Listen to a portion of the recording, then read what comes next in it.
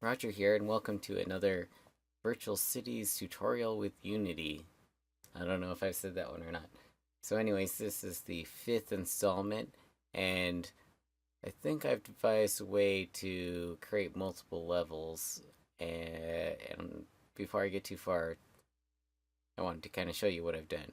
So here we have our grid spawner, and I've basically added a third component that will let us go up. So we now have public int num up with a default of 1, and then we also have an up spacing with a default of 4. So basically, there's an extra loop in here, an extra for loop, and the user will need to make sure that this is 1 or else they won't get anything. And then I've also changed how the game object is renamed. So now it'll do the name of the game object plus a space, and then in parentheses it will do its right index, its forward index, and then its up index. And so when alright, so let me show you what I have here. I have an apartment complex.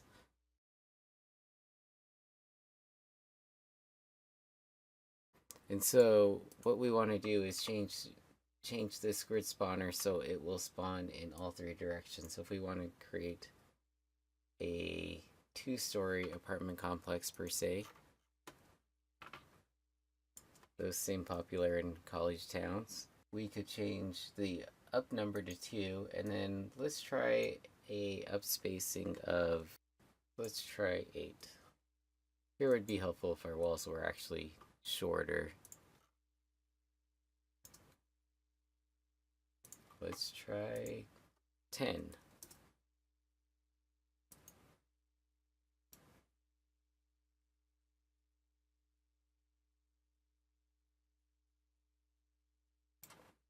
I might even go a little bit more than that. The humans should all fall down at this point.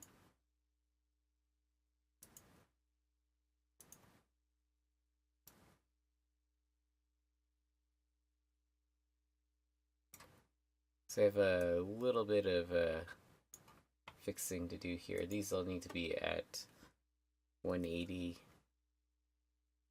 and then this needs to be at 0.375. And then this set of apartments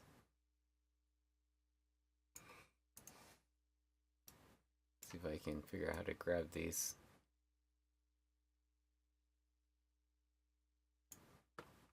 These will need to be at 0.135.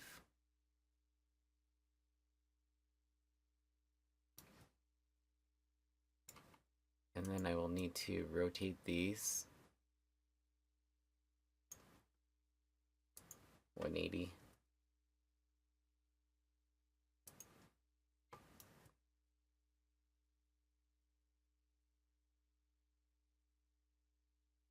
Alright, that's kind of interesting.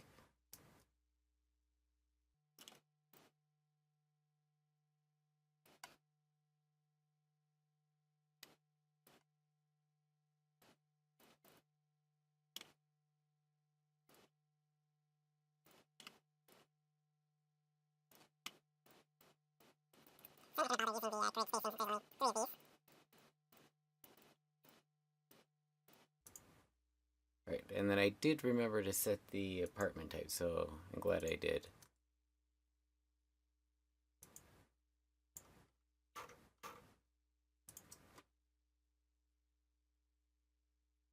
So I'm thinking this can be the downtown apartment.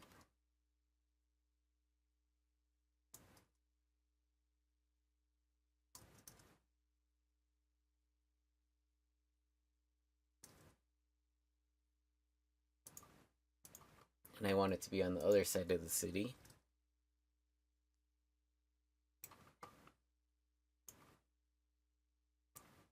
And let's make this 6 stories tall.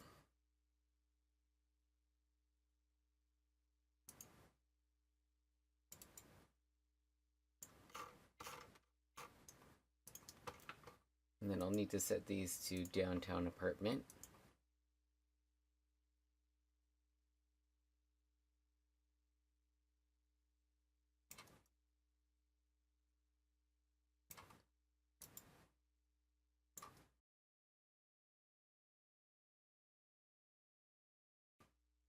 And then we actually need to set the size to 90.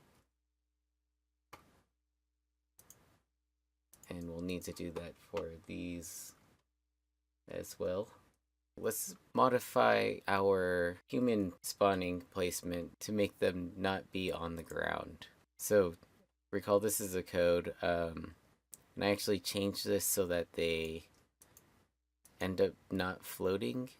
And I think what I'm gonna do is go back to referencing that from the residence objects y transform. So that places it in the middle, basically, and they'll be floating.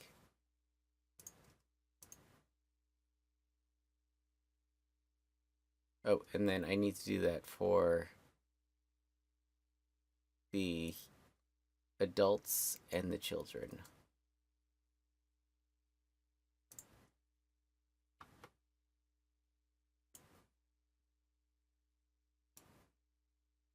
And we have humans.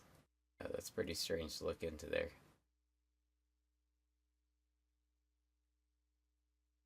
So we might need to make these transparent, although it's still going to be kind of bizarre. Alright, so that's pretty cool.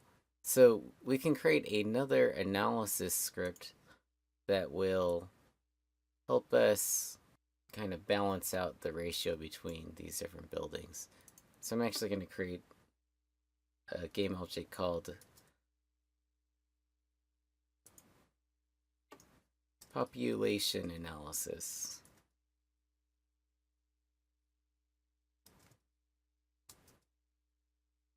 And it'll really be a population analysis by residence, but that's a little bit wordy even for me.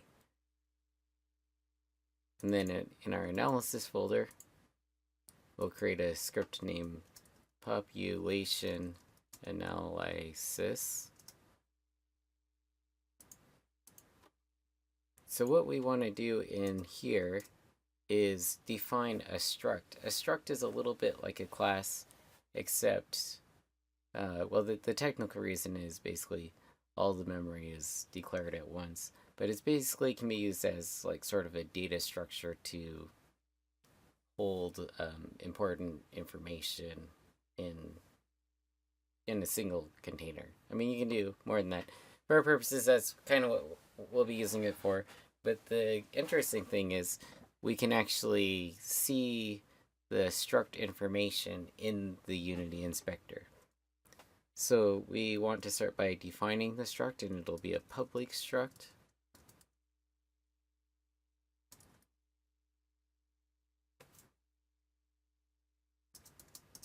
And then we can define the attributes of the struct.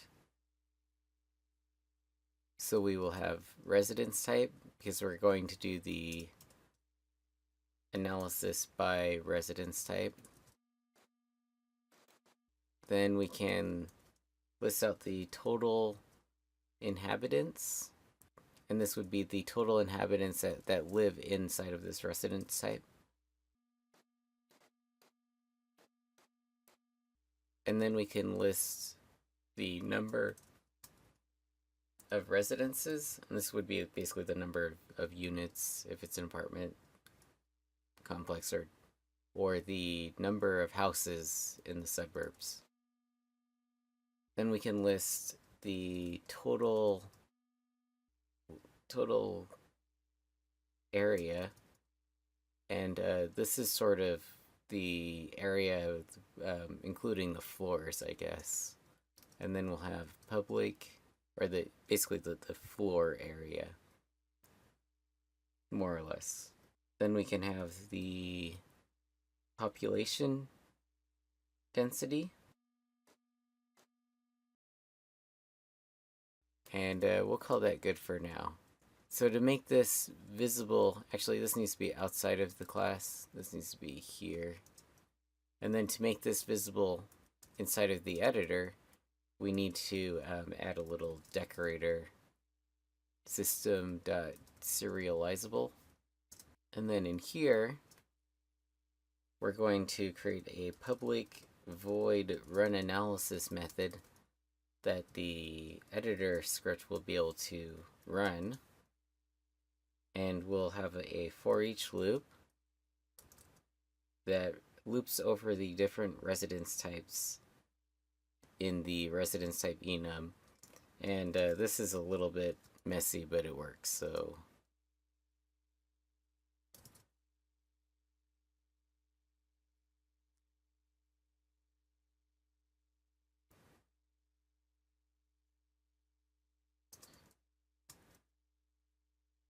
this is one of those that you just have to remember where you've used it before and then go back to that. So we'll also need to create a list to store the data structures. And we'll define that here. We'll say list population data.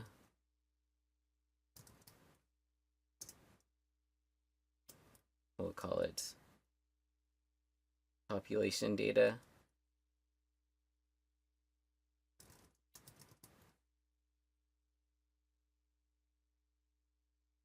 Or we'll call it datum, since we already have something named population data. And then here, we would add the struct. But what we should do is we should create a method that returns the population data, or that returns the population data struct.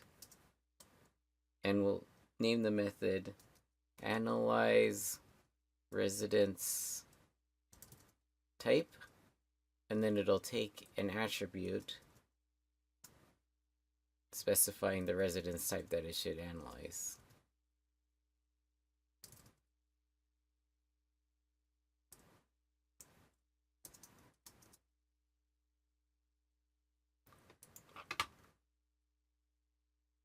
So inside of here, what we need to do is create a population data struct.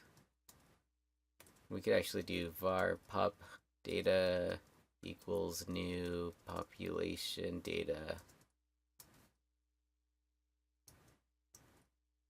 And then we will return this. So we can say return pop data. But that would be pretty boring because we haven't actually calculated anything. So to start off with, we can get the residence type because it was basically given to us, so that's not hard to figure out.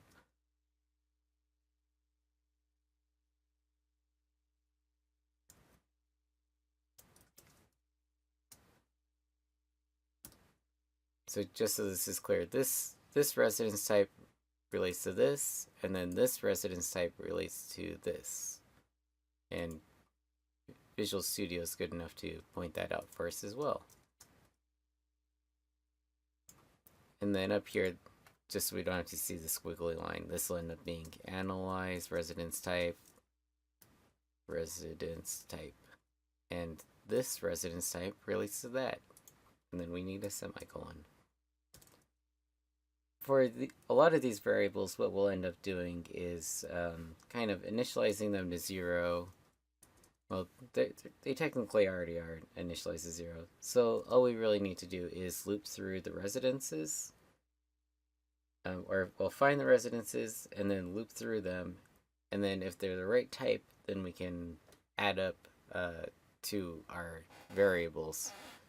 So again, to get a list of the residences, we can do var residences equals capital transform dot find objects of type residence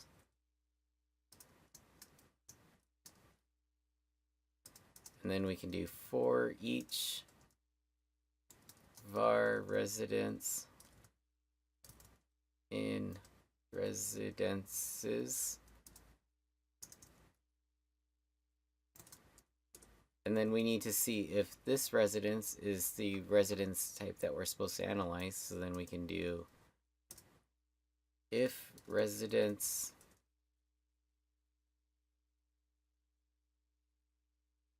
dot residence type equals residence type. So if that's true, then we can count up the total inhabitants. So then we would do pop data dot total inhabitants equals pop data plus residence dot num adults. And then we could also do dot num children.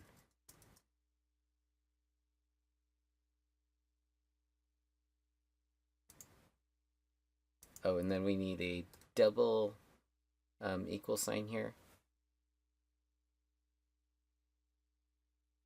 Oh, so this needs to be, oh, this shouldn't be total area. This should be total inhabitants. And then this needs to be pop data dot total inhabitants. And then there's actually a shortcut for doing this. So here we're doing pop data dot total inhabitants equals pop data dot total inhabitants plus residence dot num adults. Here we can use the plus equals operator as a shortcut. So that's a nice little trick. And then we can add up the residences. So basically here we would just do pop data dot num residences plus plus, and that will increment that up by 1. And then we can add up the total area, and that'll be pop data dot total area. And then we'll do the plus equals trick. And basically we want to do residence dot local, or residence dot transform dot local scale dot x times local scale dot y, or dot z.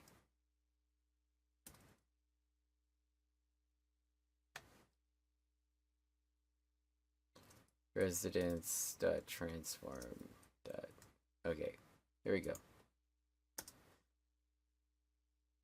All right, so then we only want to add layers that are on the first floor. And so for that, we need to look at the residence's name. So then it would be if residence dot, well, and actually that's a little bit hacky. So here, inside of the residence script, we should have something that figures out its level, or its floor. That's probably a better way to put it. Int floor. All right, so to calculate the floor, we can look at the residence's name, and that would be GameObject.name. So let's just kind of save this as a variable. Or we could do this. var name equals. And then what we want to do is to try to parse the second to last character, because that contains the floor. So we would want to do, well, actually, there's int.parse TryParse, and if we look at this, this returns a bool, and basically we pass it a string and then it returns the results.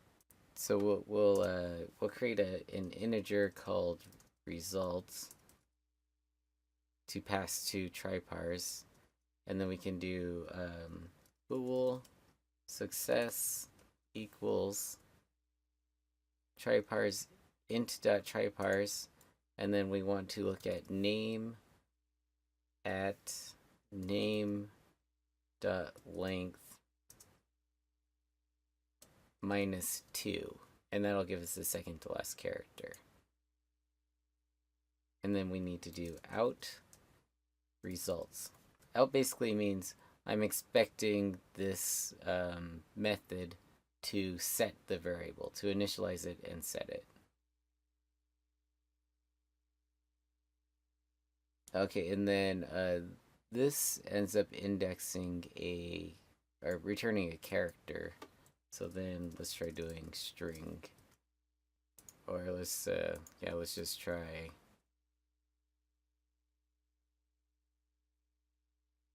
.to string.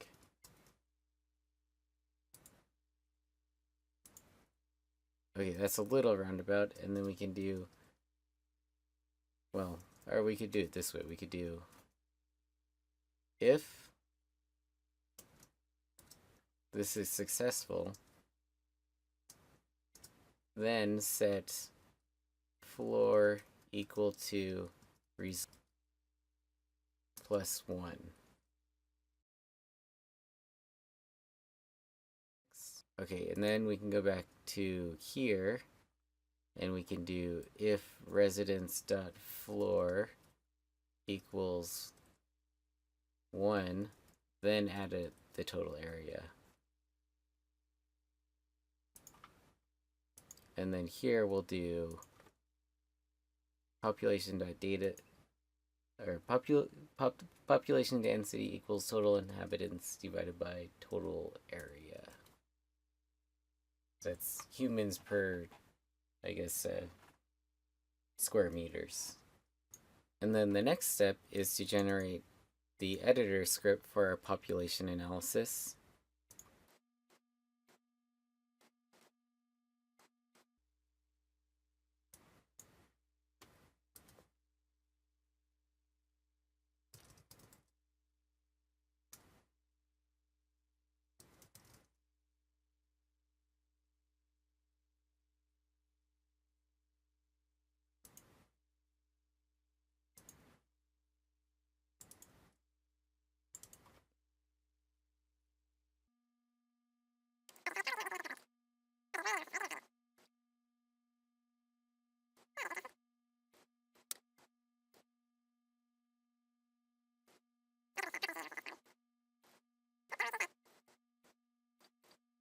And then this needs to be renamed to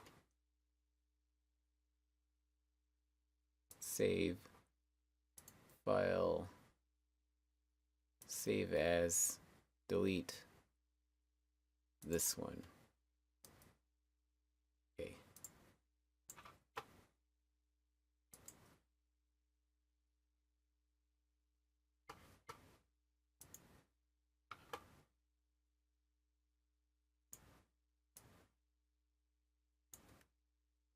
So we need to restart Unity.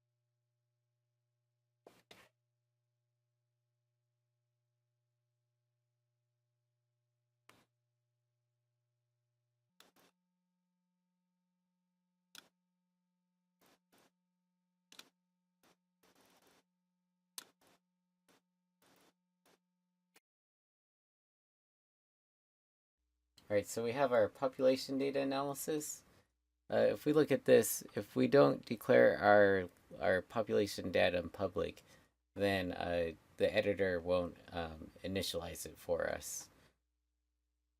So that's why we had that error.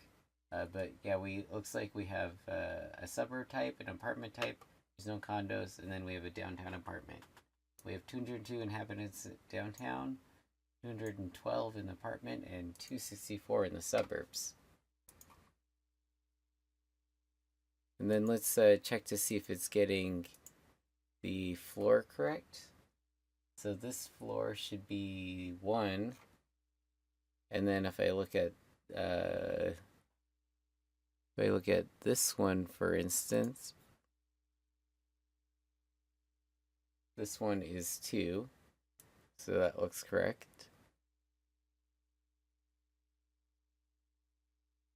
Okay, so that's the apartment complex. So those only have 2 floors. So if we go to downtown, this should be 6, and it is. Okay, yeah, so it looks like that is working. Let's go back and check the area. So I don't believe the area is correct. I think our scale is messing it up because it says that the total area is 2.88.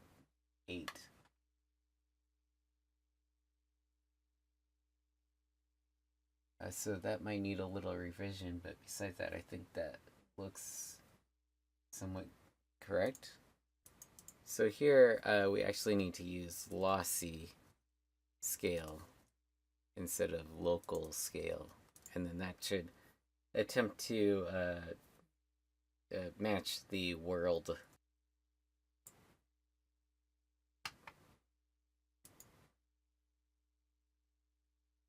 Okay, yes, that looks more reasonable. So we could scale this to the population density to something that makes a little more sense. Actually, that might be. Let's double check that.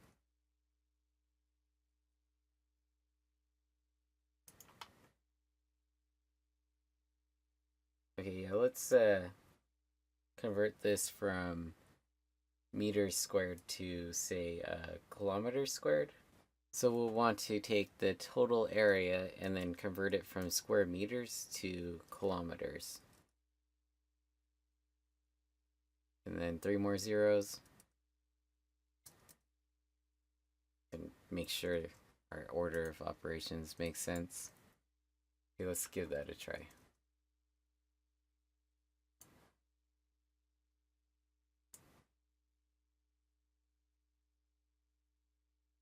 Okay, yeah, that looks better.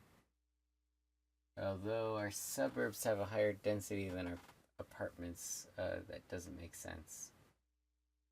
So our downtown apartment density is quite high.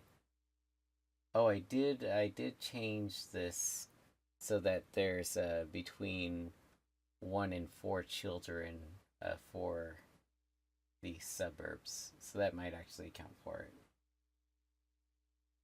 Actually, I'm pretty sure that's what it is. And then with the apartments, there's a 50% chance that that there's only 1 person in the apartment. So even though there's more units, there's potentially overall less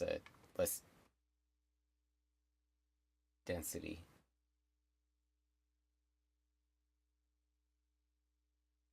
Alright, so I hope you find this interesting. There will be more to come in the next video.